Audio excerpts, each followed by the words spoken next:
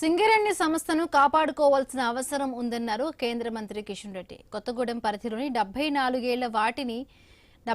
ఏళ్ల నాటి పీవీకే 5 గని ఆవరణలో ఆత్మీయ సమావేశం నిర్వహించారు. తాను ముఖ్యమంత్రి సీఎండీ మొదలుకొని సామాన్య కార్మికుడి వరకు అందరం సింగరేణి కుటుంబ సభ్యులమన్నారు ఆయన. సంస్థ భవిష్యత్తు కోసం కలిసి పనిచేయాలని సూచించారు. సింగరేణిని ప్రైవేటీకరణ చేస్తారనేది కేవలం ప్రచారం మాత్రమే అన్నారు ఆయన.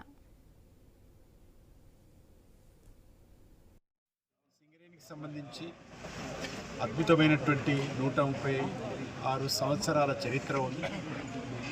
ఇది దక్షిణ భారతదేశంలోనే ఒక మంచి కోల్ కంపెనీ. అదేవిధంగా తెలంగాణ ఆంధ్రప్రదేశ్ విడిపోయిన తర్వాత తెలంగాణ రాష్ట్రానికి వెన్నెముక లాంటిది ఈ యొక్క సింగరేణి కోల్ మైన్.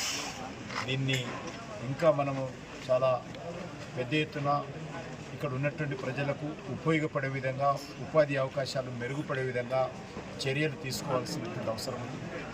దీనిని పూర్తి స్థాయిలో మరింత మెరుగైనటువంటి పరిస్థితులు కల్పించాలి. కార్మికులకు కూడా మేము ఈ మధ్యలో దేశవ్యాప్తంగా ఏ రకమైనటువంటి ఇబ్బందులు లేకుండా మరి అండర్గ్రౌండ్ కోల్ మైన్ కానీ, ఓపెన్ కాస్ట్ మైనింగ్ కానీ ఏ రకం